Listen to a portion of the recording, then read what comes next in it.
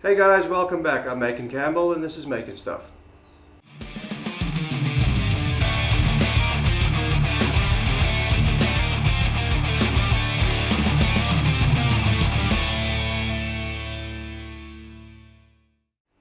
So guys, it looks like we're nearing the home stretch in terms of completion of this part of the action. There's not going to be too much in the way of an intro for this part. I think the best is just to get stuck in and try and get this done. A lot of work has been done so far, cleaning and preparing all the pieces. There are still a couple of pieces that need to be done, which is what I'm going to get started in this video. Once all the parts that need to be cleaned are cleaned and prepared, and all the parts that need to receive finish have got finished, the next part would be adding all the felt where felt is needed, all the leather where leather is needed, and once that is done I will get around to start cleaning the actual reeds. At that point everything will be pretty much finished and I can move on to assembling all the parts back together. Once all those parts are put back together, I will have a completed lower action as well as the completed stop action, which goes right on top. So without any further ado, let's jump back into it.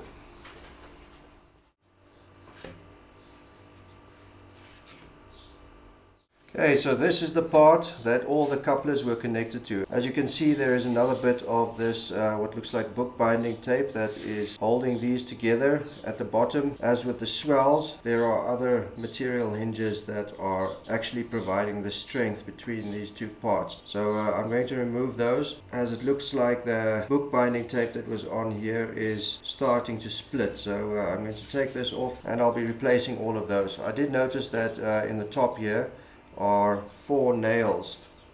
I've got no idea what those are for because this is a solid piece of wood. I don't see them protruding out the back, so I've got no idea what the purpose of those is. I'm just going to leave them in place and kind of sand around them. Something interesting that I thought I'd show you, it's probably going to be very hard to see, but stamped out on this piece of wood it says patent September 10th 1895. So I'll take that as just another sign that confirms that this organ is actually as old as I suspected it is. So let's move along.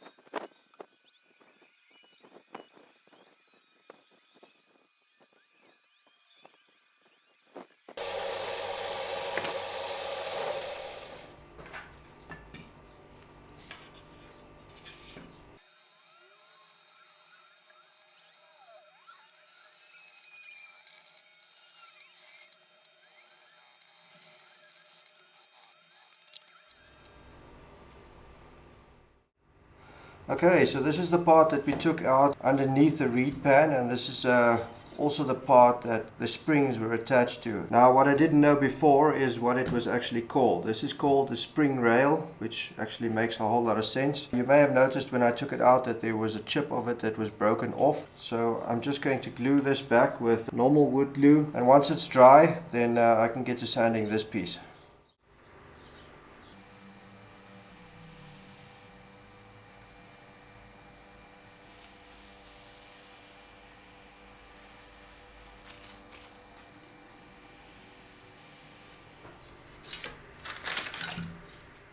Okay, so this part I'm guessing is called the key base or key bed or key pan. This is the part that all the keys are riding on. All the pins go in here and the keys ride over those pins. This part I'm guessing is called the key lock.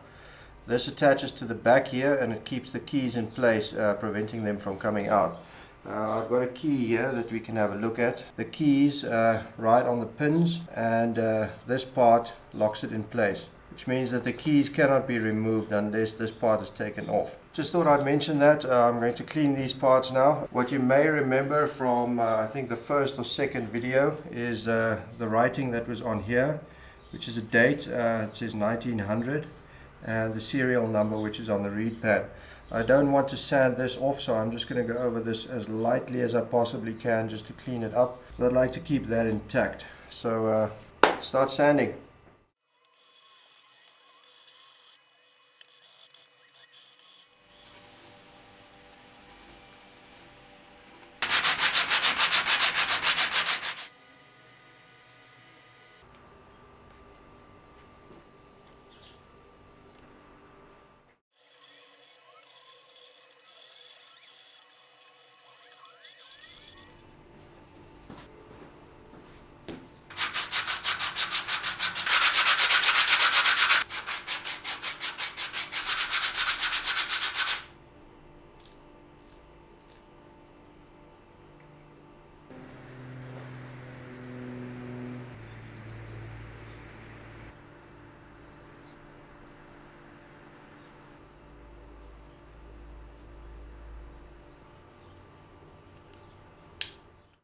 Okay, so this is the guide that went over the top of the action. You see all the holes in the top here, which are the holes that the pitmans poked through, which kept them in line just beneath the keys. You might not be able to see it, but there are a couple of cracks in here. Most of these cracks were already there. So I'm going to knock these nails out. Whatever cracks I can, I'm going to fill up with glue so that they hopefully don't cause me any problems in the future.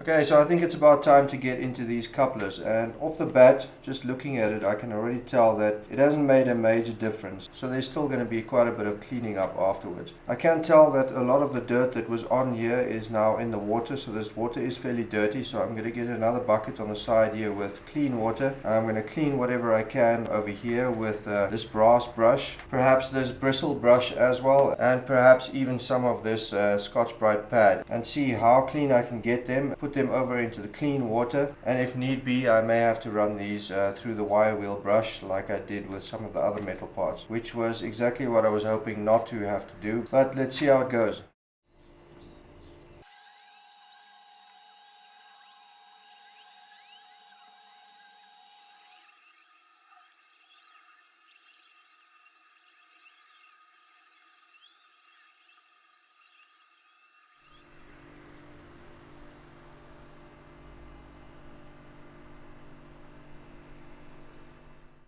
Okay, so I left this overnight, and this is what I came back to. This looks pretty disgusting. I've got no idea what that is. It looks like we've got a moss factory going on here. Something has definitely started growing in this solution. But anyway, I'm going to rinse this out and see how much more cleaning I still need to do.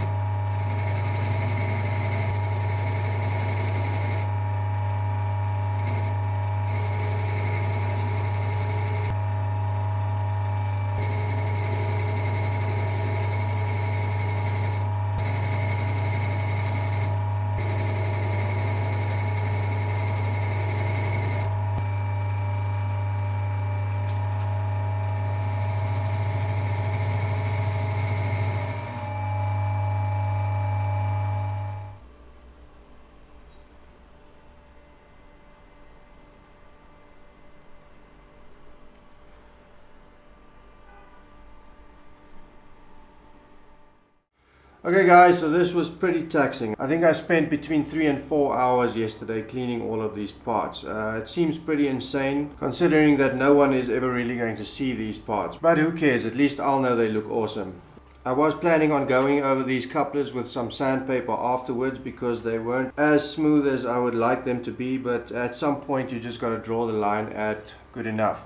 So next I'm going to do a little cleanup on this table so I can prep this area for cutting all the leather and felt for the pieces that need them. So let me get that done. Okay, well that looks a whole lot better. I'm just going to quickly cut myself a piece of MDF that I can do all my cutting on, and we can get started.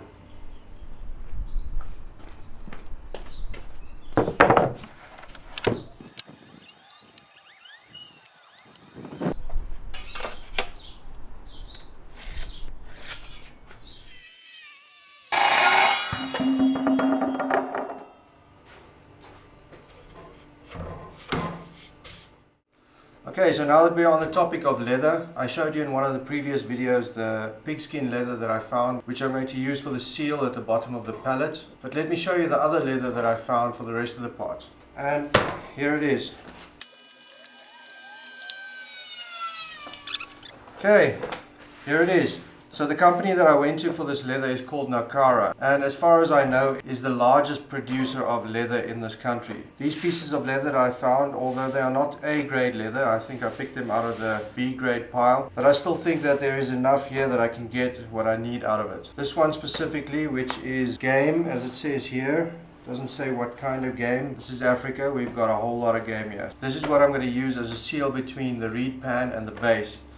This piece over here, this is a lot thinner and it's a lot more plush, which is what I'm going to use as a seal for the mutes. It's nice and soft at the bottom, and I think it's going to create a nice seal. There was so much leather there, it was really hard to choose what I wanted, but judging by the pictures that Dara sent me, especially for the mutes, although it was very light in color, like a light gray, almost white, I did notice that it was very soft and plush on the underside. This is the closest that I could find to that kind of look and feel. So this is what I'm going to use. As you can see, there are a couple of holes in here, but as I said before, I'm pretty sure that I can find enough good pieces here to use for those mutes. So let me start off with that. Reed pan, mutes.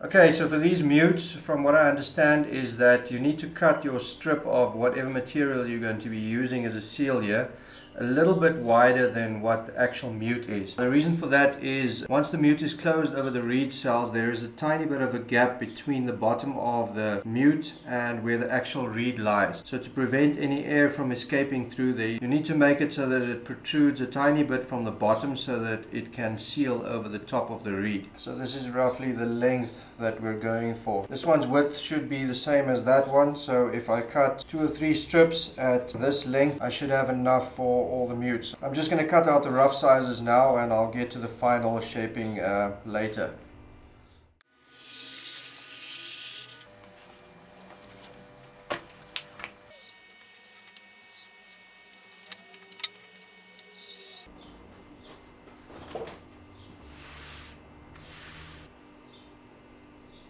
Okay, so these are roughly 18 millimeters, so I think I'm going to cut them to 20 millimeters, and that should give me enough for that little overhang that I need. If I need it a little bit shorter, I can always take a little bit off later.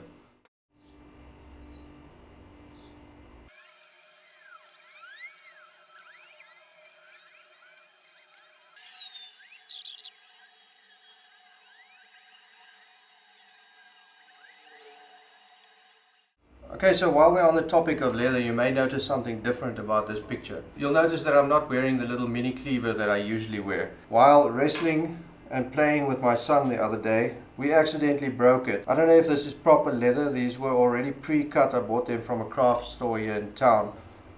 it does break fairly easily. So while I'm cutting leather here, I may as well cut myself a new piece for this so I can get it back to where it belongs. For those of you that don't know, I did make this myself.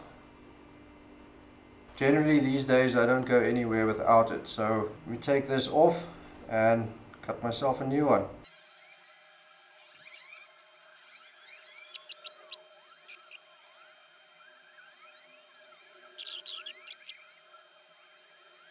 Okay, I think that'll do.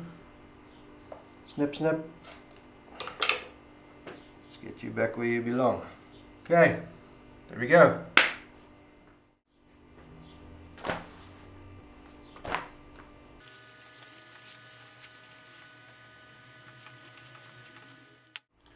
Okay, so now I'm going to start cutting some felt. The first two pieces that I'm going to cut are the pieces that lie on the reed bed in that little groove just beneath the reed cells where you push the actual reeds in. So I'm just going to go and measure that.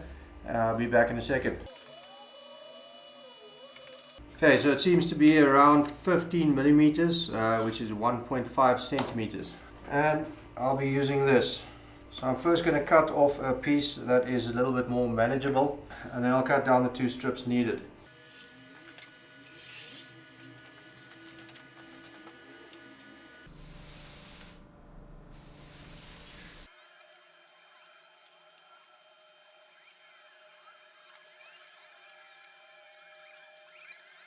Okay, these are a lot longer than they need to be. I'll cut them down to size later. Next I'm going to cut the 2 thinner pieces for the swells.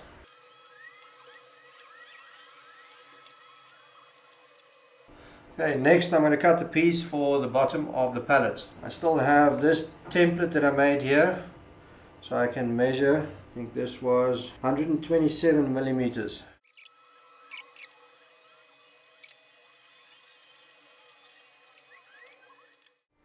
Okay, so I think it's time for me to explain to you how I'm going to get this felt onto the pallets. This is pretty ingenious, and once again thanks to my friend Dara for giving me this advice. So let me go and fetch the pallets and explain it as best I can. So basically what I was going to do is I was going to cut this strip as is and then cut all of the pieces individually to fit onto the pallets. What Dara explained to me is that instead of pre-cutting them all, you could just glue all of the pallets onto the felt and then with a sharp knife just cut off in between each, which makes a whole lot more sense. So what I'm going to do, seeing as I have the measurements that I need, I'm going to set up a jig. I'll probably put another block of wood over here, which is roughly that distance, line it up perfectly.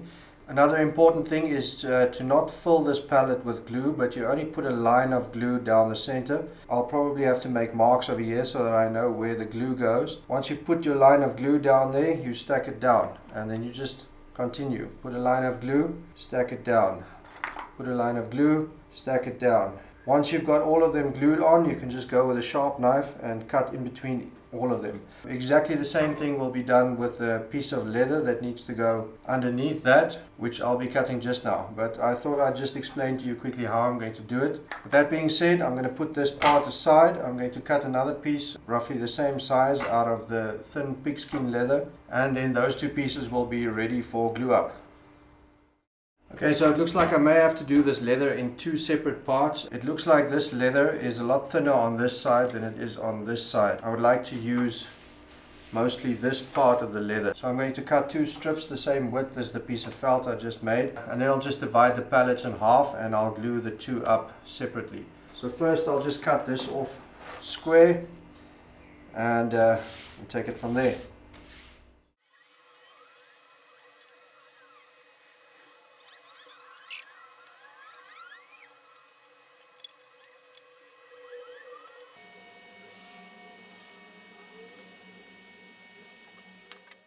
Okay, so I think I'm going to call it for this episode. I'm a little bit behind schedule. If I want to stick to my target of 2 videos a week, this video is actually supposed to be out today. And I'm guessing that's not going to be the case. I'm going to see if I can get the editing done this evening and get this video uploaded either tonight or early tomorrow morning. I think I've managed to get quite a bit done in this part. All of the couplers and pins have been cleaned. I think all the parts that needed to be sanded have been sanded. I think I've managed to cut out the bulk of materials that are needed for this action. I'm sure there's still going to be a couple of smaller pieces that I'm going to have to cut here and there, but that's not too much of a problem. I'll cut those as I get to them. So in the next part, I'm going to try and see to getting finish on the reed pan and any of the other parts that may need finish, and then I can get started on gluing all of these materials in place where they need to go. And I'm really looking forward to getting everything back together.